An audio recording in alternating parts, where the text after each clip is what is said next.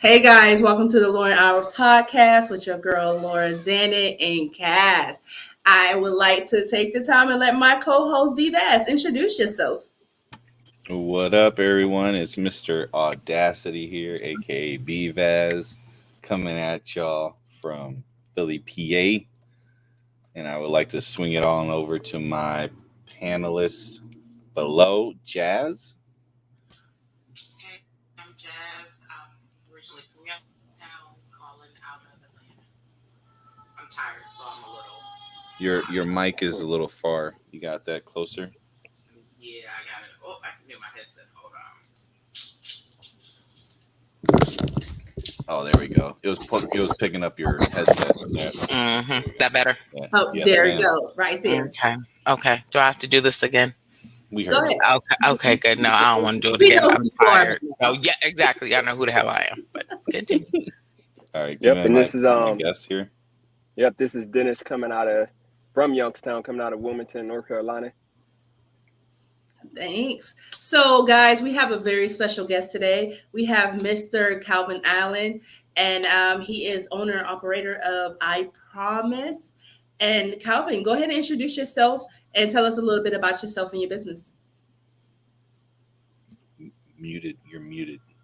Yeah. Thank you. Oh. Yo. What's going on? It's your man, neighborhood Cal, also known as Calvin Allen. I'm from Youngstown, Ohio. I'm right now residing in Colorado Springs, Colorado. I am a serial entrepreneur. I have I own several properties. A lot of properties. I own several companies. One being, properties, credit card. I got my own credit card company. And also being a car rental. I got laundromat. So I'm like a real serial entrepreneur, and I love business. So one of the things that I want to tell the people for sure is no matter what you do, keep your head up high like a nosebleed and keep looking forward and stay positive no matter what. So that's just a little bit about me, and I'm pleasure to be here with 4 other unique people such as myself, man, to actually bring out and reach out to other people. This is my first time being on somebody else's podcast. I actually got a podcast of my own that we had for about a year and 3 months now.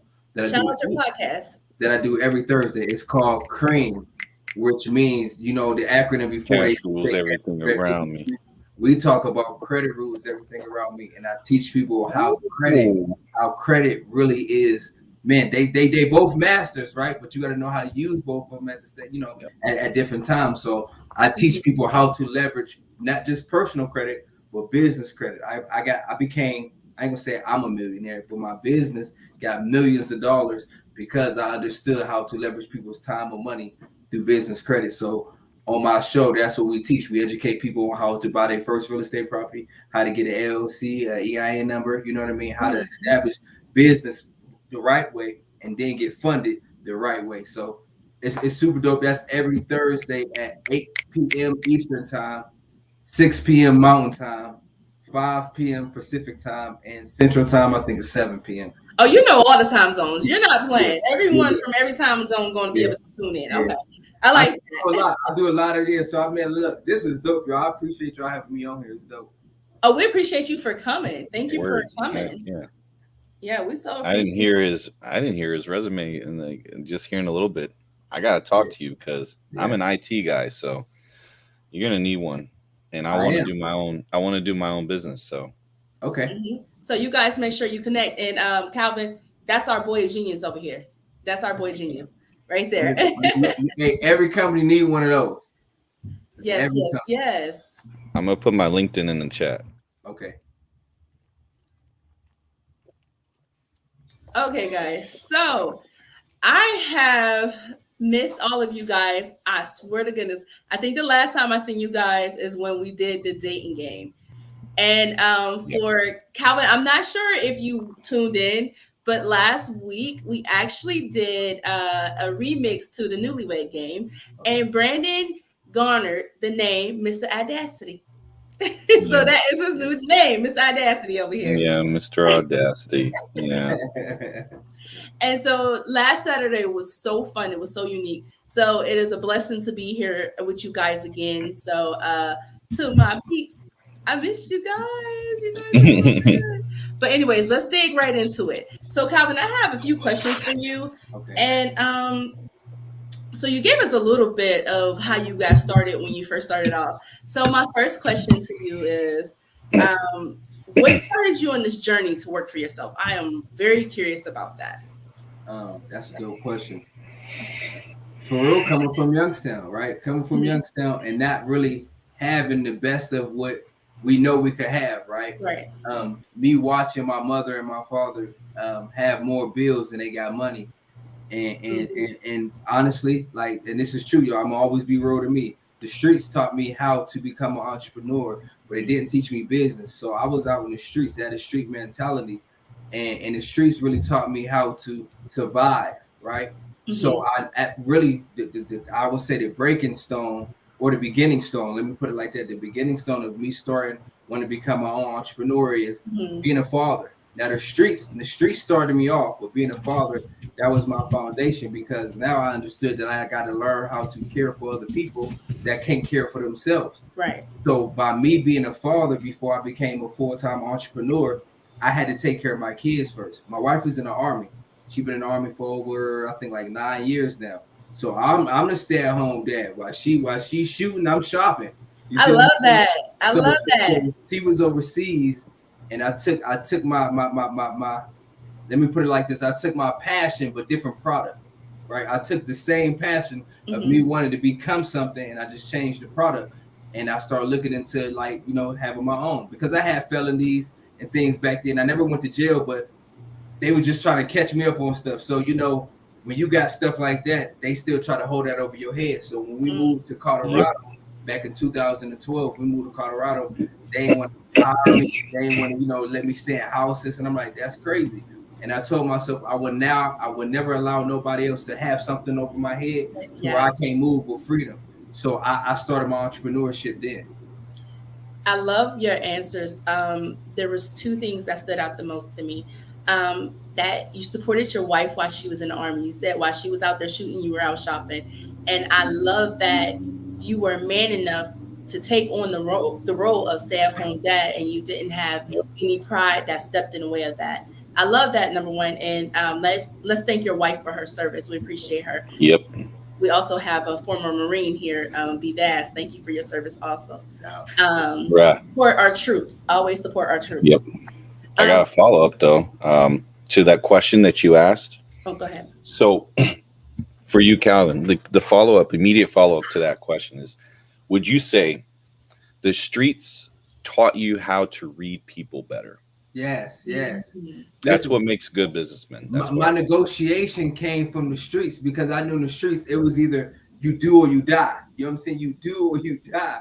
Like, so, because if you don't, you die. So it's like I had to understand how to, like you said, read people. I knew this was a snake over here. I knew this was a snitch over here. I knew he was a real dope boy. I knew he was about his business. And as I started reading people, once I got into the business, right? Because it's the same thing to me. I got into the business. I know how to read what type of people is what, who really about business, who really about bullshit. I know how to separate that. You about business, you about bullshit. I ain't fuck with you because you a bullshitter.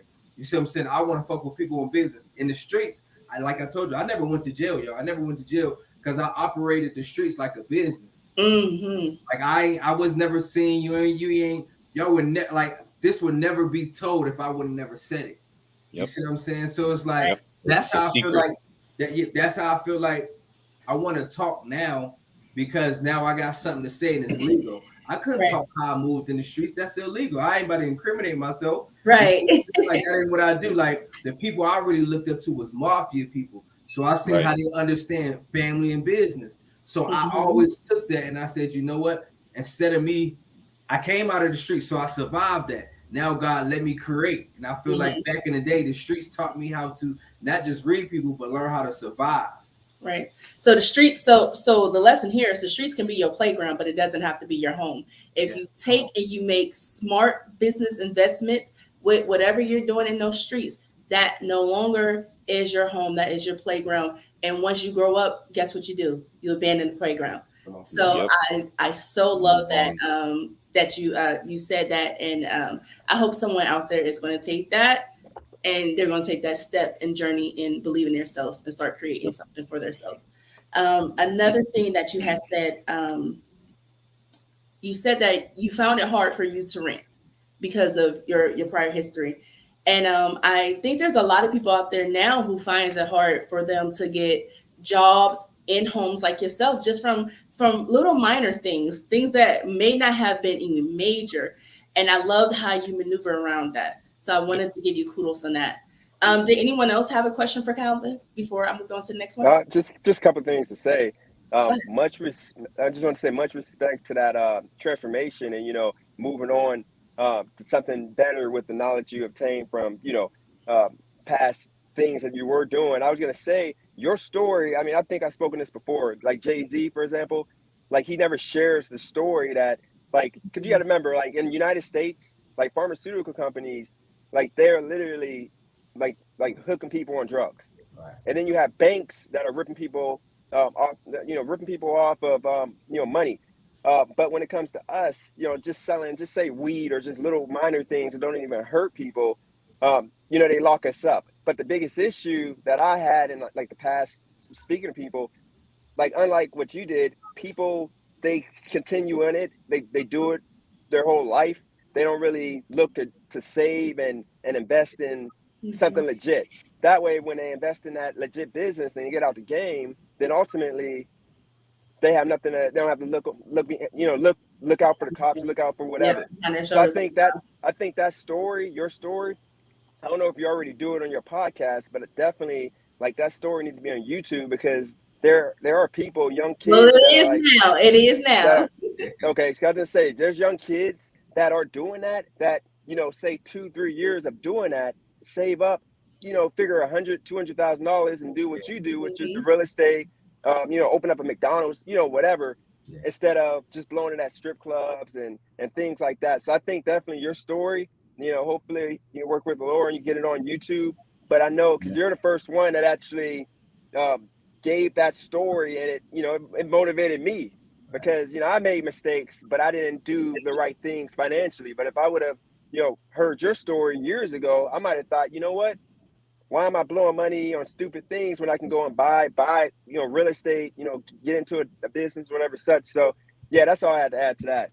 Much respect to that. You know, that story. Jazz got some. Come up. It was great. Yeah. Thank you. So, question, like, I know you said that you had moved to Colorado, and then, you know, that's when everything started, you know, with your entrepreneurship.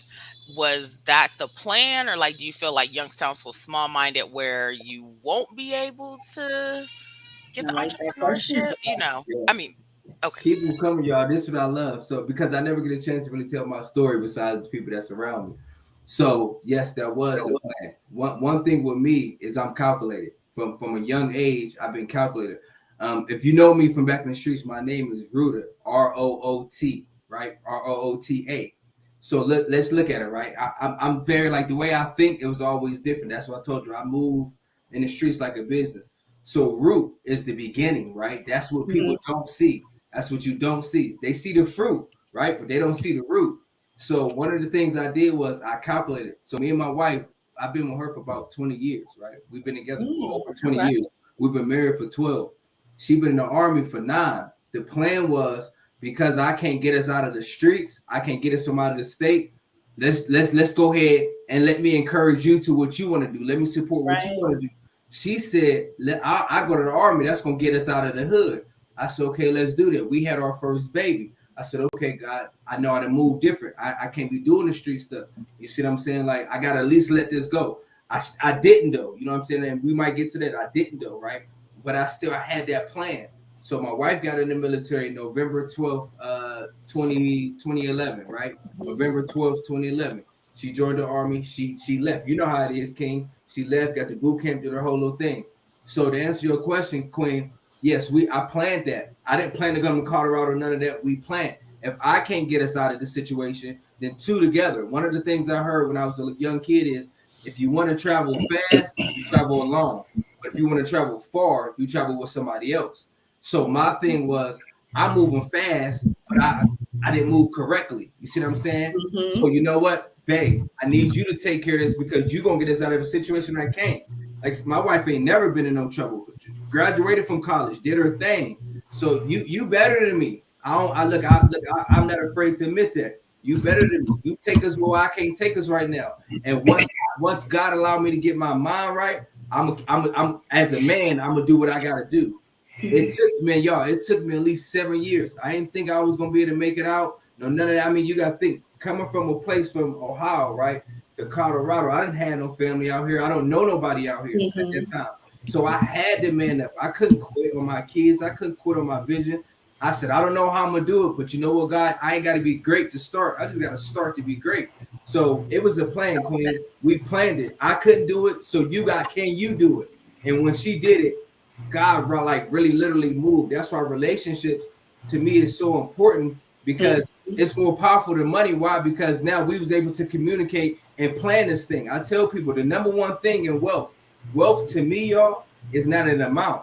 It's a plan. It's a commitment. I plant this stuff. I didn't get wealthy because I was lucky. I didn't get wealthy because I just stumbled over some money. I don't got parents like that. Right. Me and my wife, we planted this. Day one, we rooted it. And from day one, I realized that the day that you plant a seed is not the same day you're going to reap a harvest. So I said, in due time, we're going to reap our harvest. Just let me be a man, Lord. Let me stand 10 toes down and be a man. When she went overseas for a whole year, I had to figure out how to raise 2 kids at that time. You see what I'm saying? A 3-year-old and a 4-year-old. And I did that. Yeah. And you said something else to me that resonated. You said she's better than me. I think you taking her being better than you wrong. You guys are evenly yoked. You guys are evenly yoked. So what you lacked, she had. Yeah. And what she lacked, you had.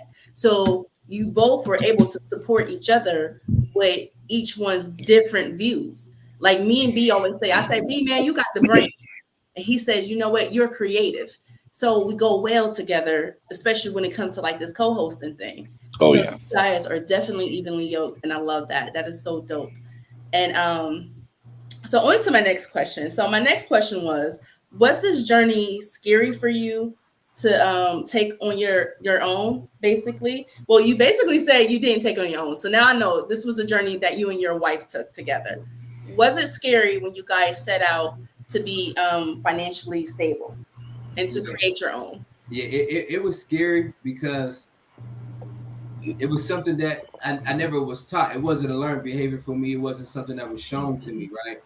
So for me, I had money from the streets, but that's a different type of money. Right. I think you said something earlier too, though, like, right? No matter what you're selling, you always have what we call in the streets a paranoia.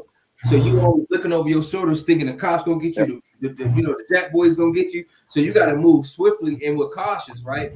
So me knowing that, I'm like, well, it's hard for me to try to transition to get the money I was getting in something that I don't know nothing about.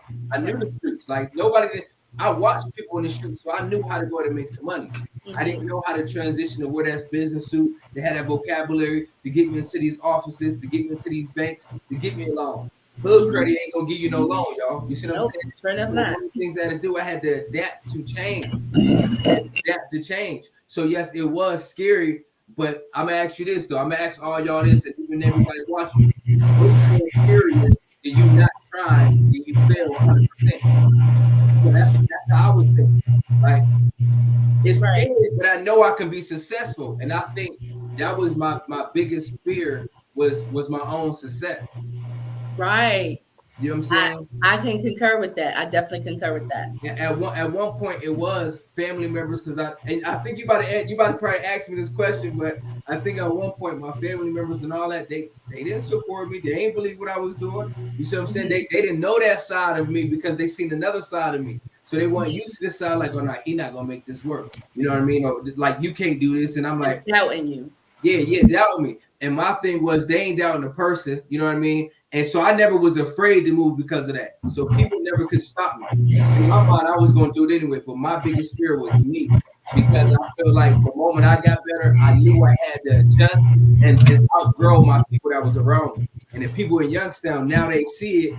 And I already knew. The first thing I knew, I'm like, these people want me to do good. They don't want me to do better than them.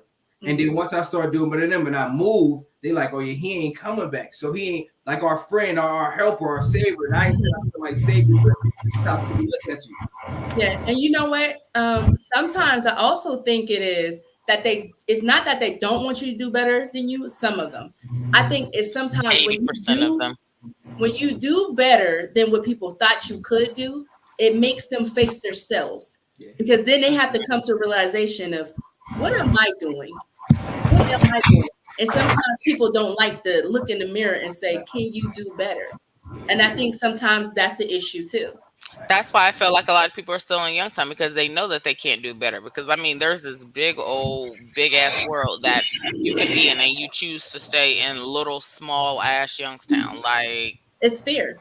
I mean, don't get me wrong. Like, once upon a time, I felt like that too. But then one day, I'm just like, okay, I don't want to be in Youngstown for the rest of my life, and I'm gonna leave. And that's exactly what the hell I did. Right. Yeah, I got to follow up. Okay. Oh, go ahead. Go ahead, Dennis. And then I got to follow up. Yeah, you go ahead.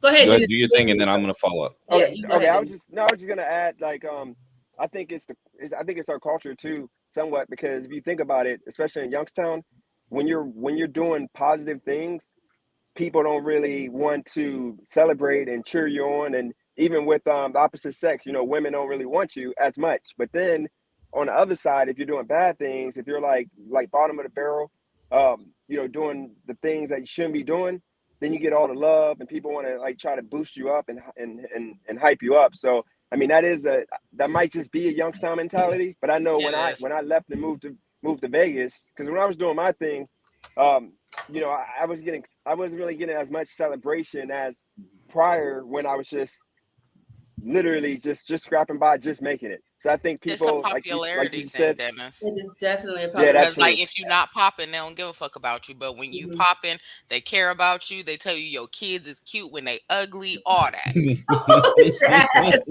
Don't get me started. Let me shut up. I'm sorry. You're right. There be some bald headed babies. Some horrible little ugly ass babies. Y'all just be like, oh, they so cute because they mama's popular. No, no, ma'am. Bless their heart, but all babies are beautiful though. Girl, bye. Never mind. Okay, I'm sorry. You guys, be nice. All right, Calvin, I got this one for you, man. So, as you were talking, it just popped in my head.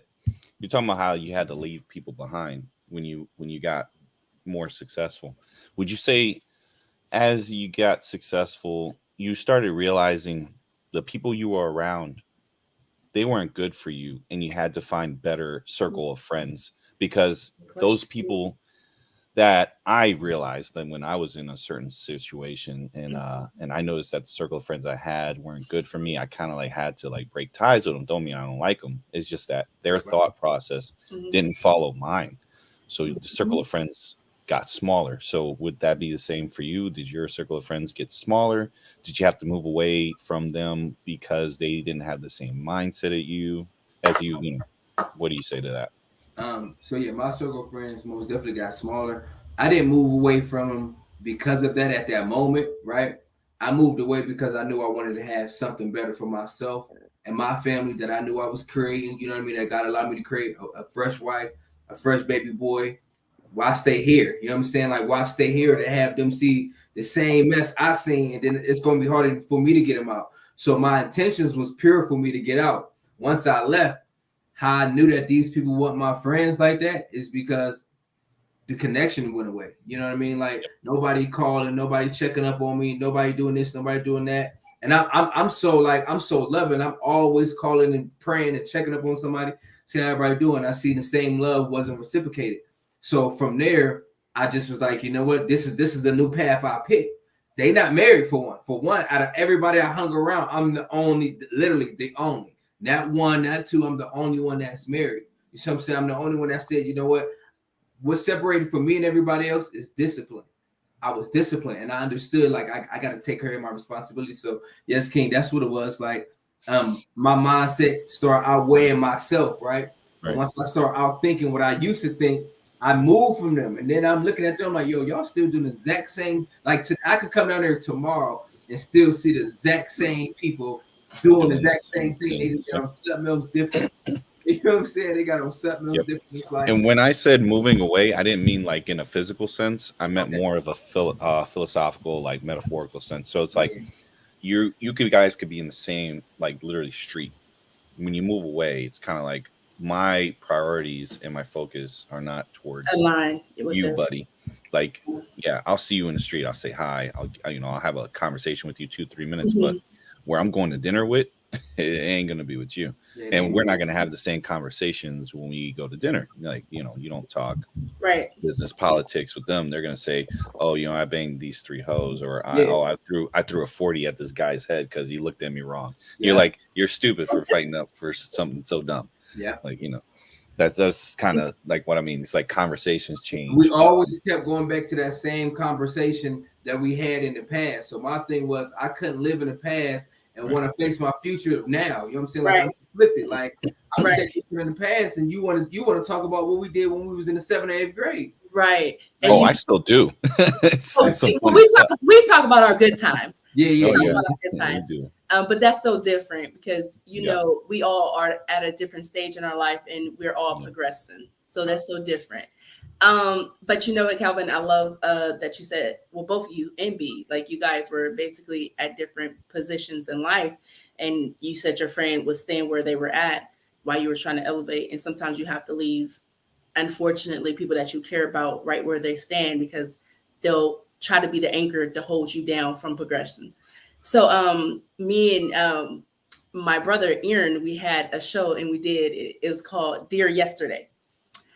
And so basically what we did was we addressed the things of yesterday that we no longer had control of.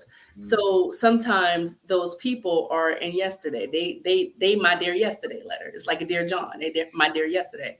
And I had a dream, like it was a reoccurring dream, which was so crazy, is I will always have a fear of being at a certain person's house while I was in Youngstown, and we'd be on their porch, and they were all doing the same thing. They were just kicking it, congregating. No one's really trying to go to work or anything. And I'm sitting on the porch with them, and my soul felt heavy. My soul felt wore down.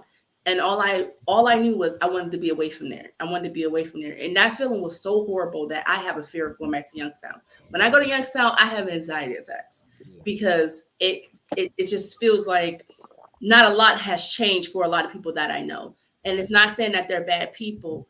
It's just, I don't know how to be the person to encourage them, because you try to do positive things and create things so that they can be like, hey, if she did it, I can do it too. Or if he did it, I can do it too.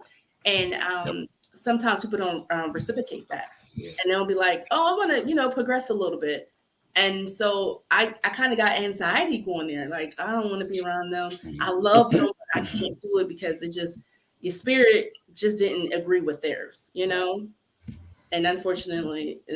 But think about it. If I'm not mistaken, all 5 of us on here stayed in Youngstown. I don't know, we from Youngstown. We stayed in Youngstown, right? But watch this, all 5 of us don't even stay there no more. We don't. None of us do. So, and look, we all organically got on here, and we don't even stay there no more. So it's a mindset that once you get out, you escape.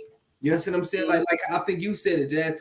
You got out and you made it up in your mind, like fuck it. And when you that fuck it, now look at you. You probably way better off mentality, thinking, everything, like your whole thinking. Because one thing I learned in the streets, y'all, is I never sold where I stayed at. You see what I'm saying? You know what I'm saying? Like I'm talking about, like I had commandment. I ain't have things. I had big boys that was buying stuff off me, and that was it. Nobody knew about them. But my thing was be regular at home, but be the best person out of state. So when I was going to Philly, right? When I was going to PA, when I was going to New York, when I was going to different states, I was demanding different states because I ain't got to stay there, and I got a lot of money out of there. But when I came home, I'm a regular little Joe. I work a 9 to 5. You see what I'm saying? I airbrush, I do clothes. You know what I'm saying? Like I'm a regular dude, and that's how I always kept it. You see what I'm saying? And that's why I feel like the way I move, like I said, even from there, my people move different. They wanted to stay. Like some of them, I used to hear verbatimly, I want to do this all my life. Soon as they said that, immediately, like how you felt over in that dream, you knew you couldn't be there. Yeah, that's the first thing they did, King. When you got out of your mother's belly, what did they do? They cut their belly apart. So you're not attached. I had I had to disconnect myself from them. And from there, I used to tell myself I need to upgrade my circle. Right. Know who I can count on, know who I can count out. I can't count on y'all. So I'm out. You know what I'm saying? Mm-hmm. And so let me say this too, because you know what? I'm not going to condemn Youngstown, act like it's just such a horrible place. It's not. Youngstown isn't a place for me, but there are a lot of people who are still in Youngstown who can make an impact. And that's It is a horrible place. It's not a horrible place. I remember the problem how is Youngstown need more people to show up. It needs more caring folks. It needs people that care. Like, what if we're just 5 people, but we need like 10 to 15,000 to have that. Like, we need to have our numbers increase by that many fold, and then those people are gone because they saw the problem and they left. You know, it's like that big influx of people that left. Right. We also need to change the mindset of people, because when, like Jazz said, it's a popularity thing. You cannot have progression by just going for the person who had the swaggiest clothes back in the day, or all the holes, as somebody, I think Dennis said, back in the day. We have to put people up there that we think are the cornballs, because usually it's the cornballs who care the most. Usually it's the people who you look past, who are in position. They're in position to help the city, but people will overlook them because they do not align with the stereotypes of Youngstown. And the stereotype of Youngstown is you have to be associated with this person to be popping, or you have to you have to be somebody, you know. And it's just like sometimes you'll have somebody rise out of the ashes that you just never knew, and they will come and set that city ablaze, and they could be the change that the city needs. But how could you know that if you don't take the chance on Joe Nobody? You understand? Because sometimes Joe Nobody knows more than you know, and then the person who is popular, or the person who is more known than some people, because some people just they're so set in their ways that they're not open to change.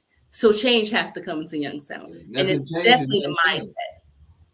I mean, let me add this to Youngstown, like an easy solution that would change Youngstown ultimately, and it's never going to happen no time soon. Burn it down. We have to. We have to. No, not that. City. We need. No, it's not that. We need a big company to move in and open up shop, because the problem you face is you have too many men creating single mothers because of the fact that they're not. It's hard. I mean, sorry to pivot on the single mothers, but I'm just saying it's hard. We know this. I mean, we know that it's hard for men. I mean, that's the biggest issue, because men, when Youngstown had more than when Youngstown, hear me out. When Youngstown had the steel mills, and when we had factories and big companies that were paying people 20 plus an hour, men stuck around, and you didn't have as many women having kids without. I mean, I can see your point with that. You had more two-parent households. All you guys are married. It ain't a coincidence. All you guys are married. I'm twice divorced. People, don't you, Dan? Yes, but here's the thing. Statistically speaking, married people do the best when it comes to kids, education, and income. And the problem you face in Youngstown is women, they turn 21, 22, they had a first baby, and then it's a struggle. We have too many families being created without enough income. And that's what Youngstown need more $20 hour jobs. And until Amazon or somebody moves to Youngstown. Hang on, Dennis. Let me we're not going to deter this at all. But Youngstown, I remember Youngstown. My memory of Youngstown was such a positive one.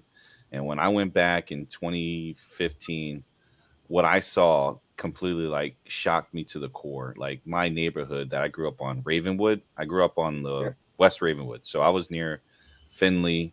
I was by Mill Creek Park, right down the street from me. I could just ride my bike right there. And it was just abandoned. The little railroad tracks that you Sheridan was shut all the way down. Yeah, it was gone. Philadelphia, the railroad tracks on Philadelphia that you can go, they blocked it off. I never been scared in Youngstown until I saw a group of dudes walking down the street, just on the street. They weren't on the sidewalk. They were just lined up together. Like the Purge. And I said, Fuck you, I'm out. And Well, I never had that feeling before. Wait a minute. The minute I got that feeling, we I was rode that out. deep back in the day. And when we were young, No. it would be midnight. We rode deep. But the thing is, we didn't roll like that. You know, these guys literally were just there to cause a problem. And I was on their block. So I got the hell out of Dodge because that's Hilltop. And Hilltop took over my block that I grew up on. And I was really upset. So I went, you know, the thing is, it's just not Youngstown being with the single mothers thing. It's the policies of the government, man. It's the fact that they closed the steel mills. Yeah. It's the fact that they closed the steel mills. They had no reason to shut them down. They were doing numbers. Well, the companies were outsourced overseas. Yeah. That's when Democrats did that deal. Yeah, that's when it was right after Clinton did the that was before Clinton. What's it called? The NAFTA? The steel mills were closed, right? The steel mills were closed before Clinton. No, it wasn't. Democrats. It was right after NAFTA. They were too. They were closed while Bush was in office. No, they closed. My father when Clinton was in office. I know. My grandpa did too. No, they closed the steel mill in 2000. Clinton was still in office. It was not no steel mill in 2000. No, it wasn't. No, there is one steel mill open, but it's not. I'm talking about when you ride not uptown, but downtown Youngstown. All of those old warehouses were the steel mills. Yeah, those have been shut down since we were kids. No, but here's so I'm saying situation. In 2000. That was not 2000. I was in high school when those was closed down. We was literally at Sheridan. They end up closing down Southside That's Hospital. Like early 90s. My auntie worked at Southside Hospital. I don't know if you guys remember that. We had Northside Hospital, we had Southside Hospital, and that's before Beagley's ever came along. We had St. Elizabeth's, we had St. Joseph's, and that's when all of that stuff was shut down already. And I remember hearing my aunt and uncle that was around because my uncle had passed away at Southside Hospital, and that was in 95. And I think right after he passed away, that's when they closed it because it used to be in the building. I used to sit in the lobby waiting for her to get off of work. When I burned my foot, I was like, I want to say maybe I was 10. When I had spilled grease on my foot, I had to go to the emergency room at Southside Hospital. I was going to Cleveland Elementary. That's before I even came to Sheridan. I know that for a fact. Not what it, but here's the thing. That was the 90s. Here's the thing. The biggest thing that messed up though Youngstown was when Democrats got rid of the crackdown on the mob in Youngstown, and then because the mob had the steel mills on lockdown, and then when the mob the mob did play a part. They did have it on lockdown. I will give you that. So when the mob they got rid of them, the mob then the steel mills were able to outsource overseas, but then they got steel mills still open in Youngstown now, but they only pay $17-$18 an hour. Let's save this for a different show, guys. We have a guest. Let's keep on interviewing Calvin because this was listen, I'm smooth. We will get into debating real quick. We care about Youngstown, Calvin. We care. I most definitely care about it. That's why I got so many properties down there, just because I want to give back. I don't got to be there for me to produce properly, right? Right. Yes, sir. Okay, so you're an answer to one question about your support system. You went here and did that for me. So so I'm gonna ask you, it's probably gonna tie into the part about your support system, but I wanted to know what was the hardest part about your journey? Other than maybe not having the full support. I would say me knowing discipline and time. Me staying disciplined, right? It's easy to say you disciplined. But to stay disciplined, y'all, like I could have been a whoremonger, right? My wife gone. I could have been out in the streets. I could have channeled that same emotion to go fuck bitches, right? You know what I'm saying? Like if that was my attitude that I came from Youngstown to go fuck bitches. Nah, my wife overseas for a whole year.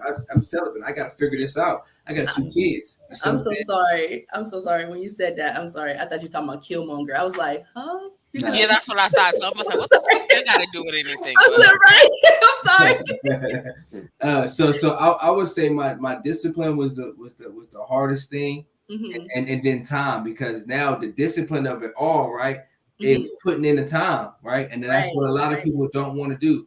They don't want to put in the time to actually try to figure out what they need to do to get better, to go to that next step. So me leaving, I'm like, now I got to put in the time. So it's like I had to force myself to do it.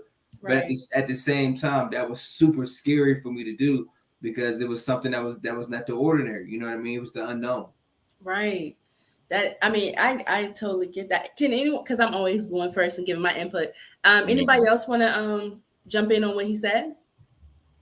Oh, as far as I can him, agree. yeah, go ahead, Jazz, because you don't got much. No. Yeah, I know you tired. Yeah, I Yeah, would you say I ain't got too much can left. Yeah. definitely agree more than anything. Like the discipline is the big thing. Because like when I left from Youngstown first, went to Alabama, and then came to Atlanta, and it was like having to do the discipline to make sure that I did the right thing that shit was hard, because it's like the last thing I want to do is not have the discipline and in my ass back up in Youngstown and be mad. So it's like, yeah, like I can definitely agree. Like when I say it was hard, and it's like when you do it, it's like unfortunately you got to cut out friends, family, anything that could really derive your focus from the discipline. So Right. that's all I gotta say. Yeah, Miss Jazz is so tired. So, real quick, I want to acknowledge her because not too many women can do what she does. Jazz is a full-time mommy. Jazz works hard. Jazz Freaking is a hard. wife. She cooks dinner. She cleans. She does it all. She slays. Okay. So I want to give you your roses right now, girlfriend. And I know you are so tired. And whenever you need to step out, baby girl, you get you some sleep. You go ahead and do it because we appreciate you. I'll do that now because 6 a.m. is gonna be Yes. real Go goddamn ahead, quick. girlfriend. So, Get you some rest, baby girl. I Thank you, shall. Jazz. Catch you later. Y'all later. Thank you. Bye. Thank you so much. Bye-bye. Okay. Yeah, we appreciate Jazz. So I forgot where we was at. Did anyone else have a question for him? Now, well, just real quick, I'll say, do you think, like, when it comes to the discipline, do you think did you rely on anybody in Youngstown, or did you always like do it on your own? No, I ain't rely on nobody in Youngstown. That's honest God truth, and I stand on that. Because if I would have relied on anybody in Youngstown, I'd have been back in Youngstown. You see what I'm saying? So I so wholeheartedly had to rely on the focus of my focus and the word of God, bro. Like, all jokes aside, like my mom used to always tell me these 3 things, right? She said, if you do these 3 things, I promise you will go far in life. She said, put God first, have a positive attitude, and respect one another. I did that all my days here on this earth, bro. Every single day I put God first, I respected one another, and I had a positive attitude, no matter where I was at. So when I left, you got to think, I left, right?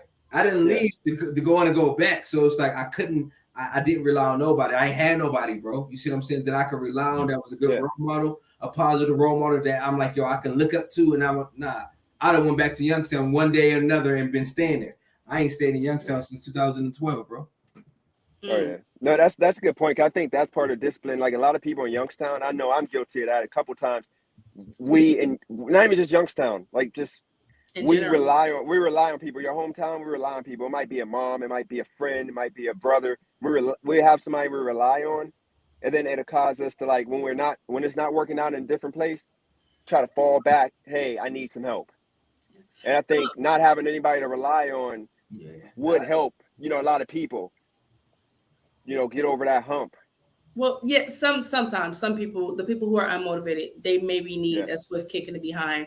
But I think that is very important that people have support systems. Unfortunately, not everyone is blessed with a support system. I want to say when I first transitioned down here to North Carolina, my husband and myself, we had my in-laws. They were my biggest support system.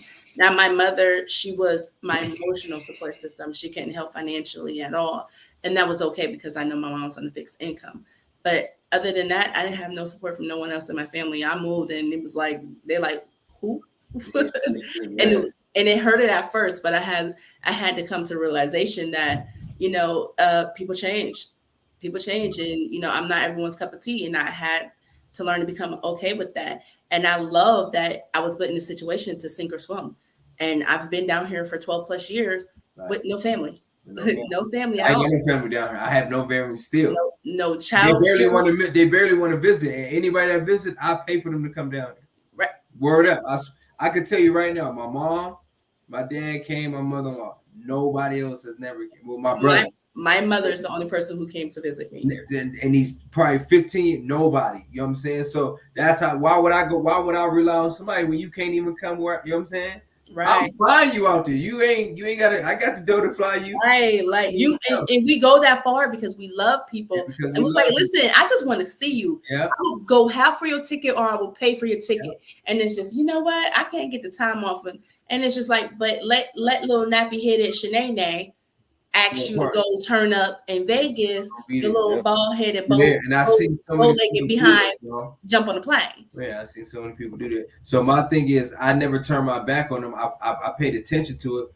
I just kept bossing up, y'all. I just kept bossing up. You know what I'm saying? Because I knew what I was going to, what I carry is timeless. So I ain't in a rush for nothing. I know I can come back now, and I own so many properties and so many things. I don't know how. I can come back and do what I want to do properly. I look at Ohio, y'all, while y'all was doing all that talking. I look at Ohio like I would call this the LeBron James theory, right? The LeBron James theory. We all know he's from Akron, right? He's from Ohio. But he got drafted where? Straight from high school to where? Cleveland. He stayed with Cleveland several years, made it to playoffs and stuff like that, but he never won. What did LeBron do? He left the state, went somewhere else, got around a whole group of people, won championships, right? Once he won championships, what did he do? He got people to come back to the state he was from to do what? To win, just to leave again. He did his job. You see what I'm saying? That's how I look at it. As y'all was talking, what we got to do is we all left for Youngstown. We built something. We built something, and when we go back to Youngstown, we're not going back looking at the past. We're going back with a present. A present. Us with the gift of knowing that we coming to change some things in Youngstown. That's exactly what LeBron did. He took a city right on his back that never won diddly crap, but he had to win first out of state to come back in state to win. And that's how I look at it. I had to lead the state. We had to lead the state to really win, get ourselves together. So now I could go back to Ohio and I could bring up a community of people because now I got ownership in what I do now. Like he did. I love that. So I'm gonna have two more questions for you, and then we're gonna probably wrap it up. Actually, I have one fan mail. I just want to address one letter because we have not addressed fan mail. Okay. So another question I would have for you is, would you do anything differently? And if you could do something differently, what would that be? I know. You always hear people say no. And I would say no, I wouldn't do nothing differently because it literally made me who I am. But if I can, let's say, all right, you got to pick one. I will probably pick the way that yes, I would. I wouldn't deal with the people I deal with so wholeheartedly like I did.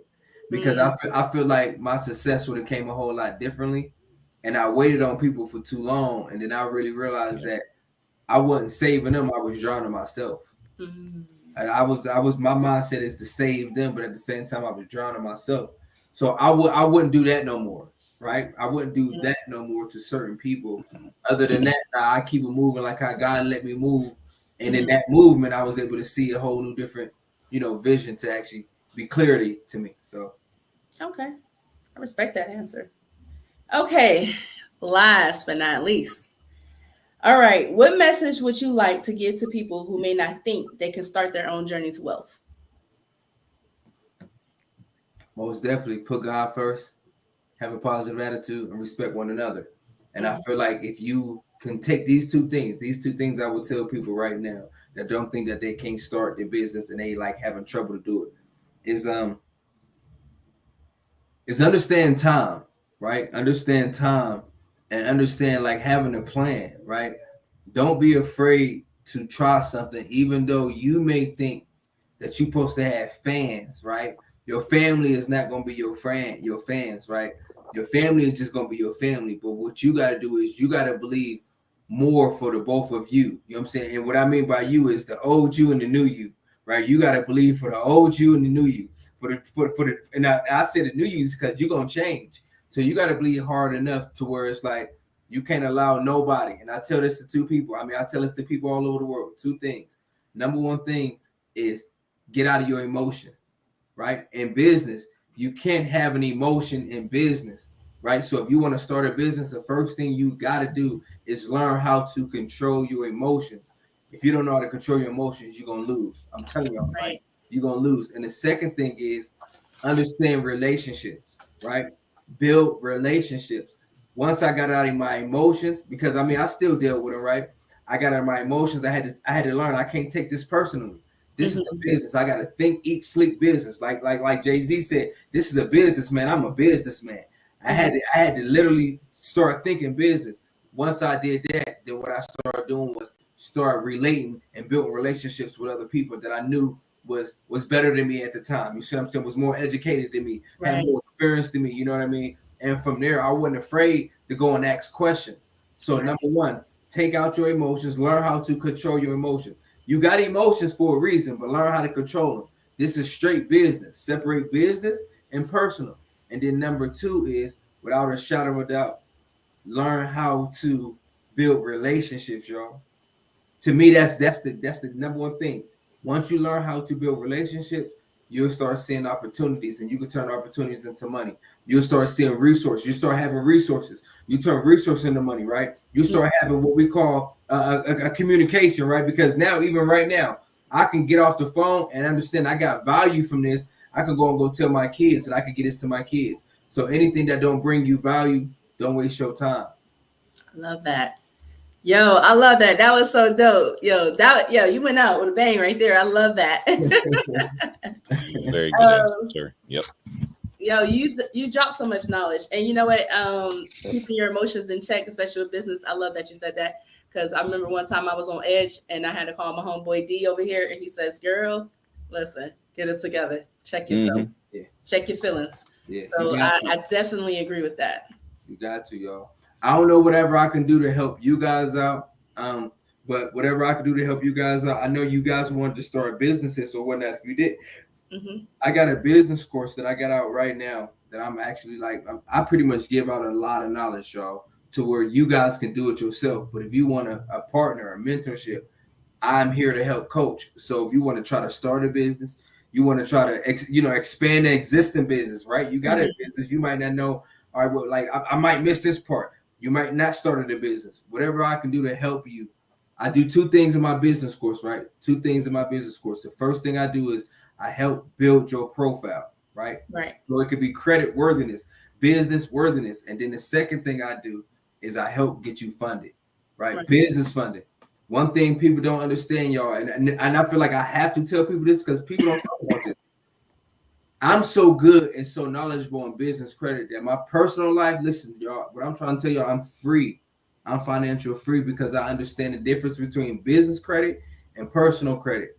Personal credit can cause you, that's a debt you don't want to be in, right? That's a debt you it's kind of hard. It's hard to get out. Business debt is totally opposite. They give you whatever you want. There ain't no limitations. It's almost like they disorganized compared to personal, right? And once I learned how to first build my business properly and go get the right funding so my business can stand up without me, because what I was doing is I was always put my personal money, my dope money into the business. I'm running out. I ain't selling no more dope. I ain't doing none of that. My business ain't making what it was making. I thought I projected it right. You got your P&Ls, profits and losses.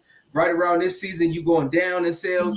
I didn't get that because I didn't know that. Nobody never taught me that. So I'm losing money. So now, guess what? I would have went out of business had I not built relationships and understood there's something called business credit, to where I don't even got to take personal loans, personal credit to pay for my business, and my business not making money. So guess what? It won't affect my personal credit score. Right. So I'm in personal debt. So what I did was I started really understanding and breaking down business credit, and I got so much funding in my business credit that I literally pay for everything and just pay them back.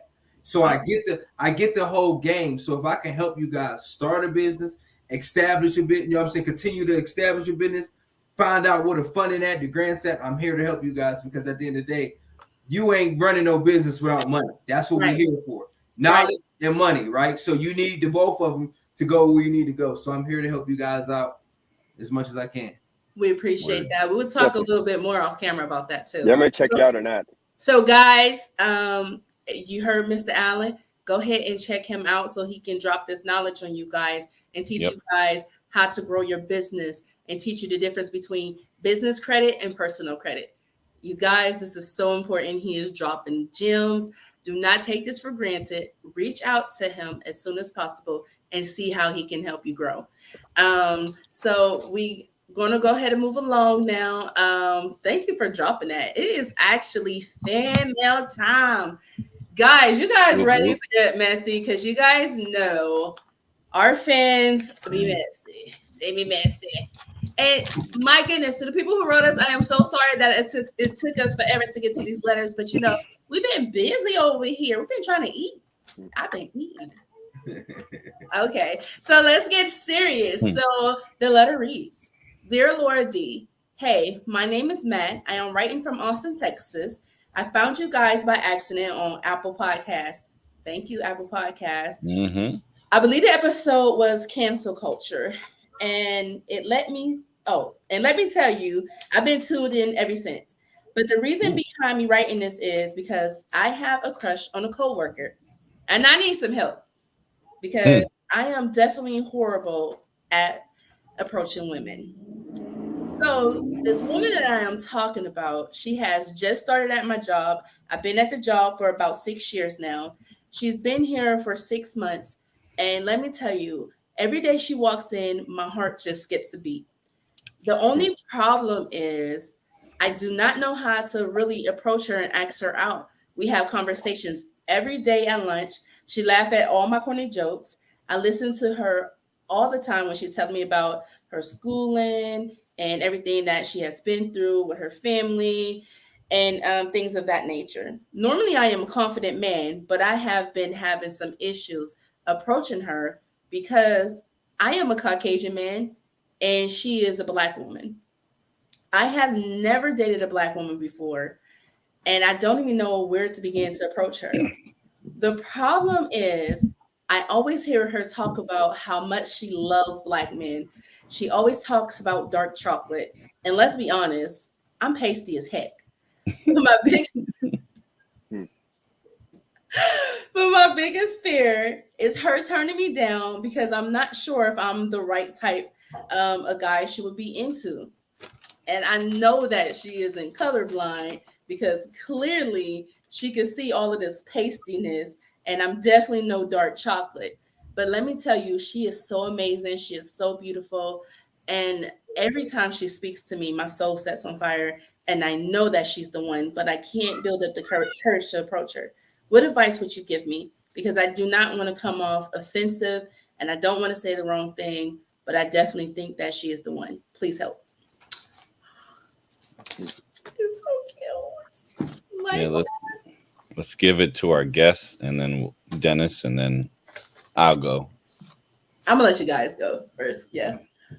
Go ahead, Calvin. Let's hear Calvin, what you what guys say advice about would you that. give Matt? I will most definitely keep your head up like a nosebleed king. For one, I salute you because you wrote a letter to somebody else to talk about somebody else. That is courage in itself. So my thing is, bro, is have the courage. Even though I know you hear her talk about what she like, this, that, and the third. Bro, listen to me. The fear should be that you never told her.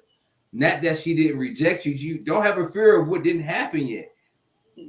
Already, like right now, you be you. Tell her. Once you tell her, now you give the atmosphere, whatever is going to happen. Now you can allow it to happen. At least you get it off your chest. So that's what I would say, bro.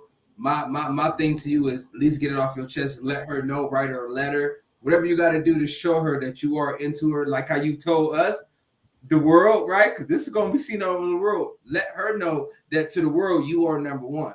She is number one. So I think that'd be dope, bro.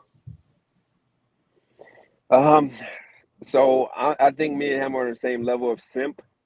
So the way I would proceed with it, I think he should is like suddenly go and like fire like some Chipotle, like, you know, order like DoorDash to work and ask her if she wants some. Do that for like a couple weeks. She'll get the picture. Black women aren't stupid. I mean, if you're buying food, whatever, then if she continues taking the food and taking compliments, then go for it. Like, ask her if she wants to go and have some dinner. But if she refuses the food and she kind of shuts you down, then I wouldn't do it. I mean, because with Me Too going on right now, I mean, that's a quick way to lose your job. So, I mean, that's just me, from a simp to a simp. That's how I would do it. Oh no. B, Oh, please, Dennis. B. Let's save this. Yes, please. B. One, don't be discouraged of like how you look versus how she looks, because like that's secondary. It should be about your personality. I mean, she laughs. You know, if you can make her laugh, if you can get her to talk to you, at least, just have a conversation. If you could just ask her how her day is going and like be interested in what she's saying, just be intently listening. You could always start off with something light, like a coffee. You could say, hey, can we go and get some coffee? Have a light conversation. Make it about, getting to know her. And then like she'll drop some hints on you if you ask the right questions. So you ask her like something about what she likes, and then do something that she likes. And then like, oh, well, he's doing that. Okay. Or it's like she has a restaurant she's never been to. Ask her, like, is there some place you want to eat that she never had a chance to go? And she'll be like, yeah. And then you make the plan. So then she goes there and sees that your hard work and tenacity pays off. May not be tonight, may not be tomorrow, may take you some time, but just taking that step forward might be beneficial for you, rather than like Calvin was saying, like the road not traveled might be the worst decision for you, rather than actually walking that path. I think can I touch on what Brandon just said real quick? Yes, go ahead. I think what you guys are missing out on, he's been at that job for 6 years. So he has benefits, he's making good money. She's been there for 6 months. You guys are having this guy jeopardize a career. Oh boy. For a chick, for a woman who just started working there. And if you forget sexual harassment, if he continues to try to get her attention, if she goes to that HR, he's screwed in 2022. At can't work? Do that. I didn't say do this at work. Wait a minute. That's where he's seeing her at. At work. Let me give my points of view really quick, because you're crazy. Okay. He doesn't have her number. That's why you single. He doesn't have her number. All right, it's my turn. Okay, so first of all, Matt, let me say this. I agree with Calvin and Brandon. Don't not say nothing, because guess what? You will regret it. And even if you hear her talk about central sexual chocolate, most women like to talk about chocolate because chocolate is desirable and it tastes good. But that's not the only flavor of chocolate we like. We love white chocolate too. So don't just take that as she just likes one shade of chocolate, honey. No, we like all type of chocolate. Okay? That's good. So secondly, my friend Dennis said if she turns down the food, then she's not interested. Now, if she turns down the food, it may be a day she might be on keto. Women, we diet often, and sometimes people offer us food, and as bad as we want it, we say no, because we know we need to be losing these pounds. You offer me some food right now, I'm gonna look at it, I'm like, should I? I should. Nah, no, no, thank you. I have to go through that struggle in my head, secondly, don't keep sending her food, because in our head we're like, so you think I'm fat? You want to feel? Yep. So women, it's the settle things. You don't have to send food. It's the settle compliments. You know what? I really like what you did with your hair today. I think it's amazing. I really like how that outfit compliments your eyes. Sexual harassment charge. That is just regular compliments. He did not say it's sexy or anything like that. And let me tell you, number one, here you go. This is gonna fix everything. Just ask her out. For coffee. Coffee. So start off, get out of the workplace. Here we go. Here go one better. Ask her to a barbecue. Now tell her it's not your family's barbecue. It is your brother-in-law's family barbecue. Married to your white sister, and he happens to be black. Ask her to go to that barbecue because you want to make sure you bring in the right food. And you're nervous. And guess what? she is gonna have your back because guess what? Y'all make jokes all the time. She ain't gonna let you just show up with some potato salad with raisins. Right. That's exactly what I was gonna say. Some unseasoned fucking no She's mayo. gonna make sure you come potato salad. correct. She's gonna make sure you come correct. But seriously, let me Chicken be without really salt. serious.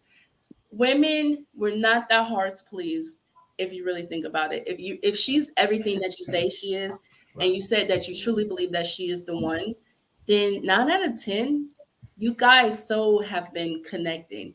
And she probably feels the same way, but she's probably having the same thoughts that you're having, that maybe you're not into Black girls. Because you did clearly say you have never dated a Black girl. And I'm pretty sure you might have given those hints off at work. So do not be afraid of the unknown, because guess what? Sometimes the unknown can be so enjoyable Man. once you get there. Yes. So that has been the information that we can share with you, Matt. I hope that you take that information and you use it. Ignore everything that Dennis said. Don't sexually harass the girl, please. But don't be. Let us know if you got a job in a month. Please write us in. Like, let us know. Yeah. We're curious. Let us know what's going on. Yeah, let me know if she Definitely wanna becomes know. your fiance in the next year or so. But anyhow, this has been the Allure Hour podcast with your girl Allura Dannon. I would like to take the time and thank our very special guest, Calvin Allen. Calvin, what did you say? What did you like to go by? How do you like to be addressed? Neighborhood. Oh, neighborhood Calvin. Yeah. All right, I love that. It's We like buying all the neighborhoods, all the blocks back, baby. We buying all the blocks. buying all the blocks back. I like that. I like that a lot. Calvin, I want to thank you for showing up here with us. We so appreciate you. Thank you for dropping those gems on the community and to our YouTube fans and all the fans out there in the Streamland world. We appreciate you so much. You keep on growing your business, young brother, and you keep on doing what you're doing, being a father, an awesome husband. We respect that so much because guess what? Fathers matter too. We love that over here. We love fathers who participate. But let's go ahead and wrap this thing up. Let me see what I got for you guys today. You know what? I think I'm taking something from Calvin. He said the road not traveled. So we're gonna go with that. So the road not traveled, right? We all know that once we start our journey in life, it can be so scary. And most of the time, we're standing in our own way. So sometimes we have to take our time and we have to get stern with ourselves. And sometimes that conversation goes a little bit like this. What if you don't try? There is nothing wrong with failing. Where you fail at is if you do not try to apply yourself. Because guess what? If you fall, you pick yourself back up and you learn a lesson. This journey is what it's called, a journey. And through any journey, you learn along the way. Life is a big journey. We're taking it together, or whether we're taking it individually. You're going to learn something from someone in yourself. You're going to find out things about yourself that you never knew. And guess what? Those things often make us stronger. So do not let fear take over your life. Do not let fear prevent you from your greater. Your greater is out there. Go out there and grab it. Bye, guys.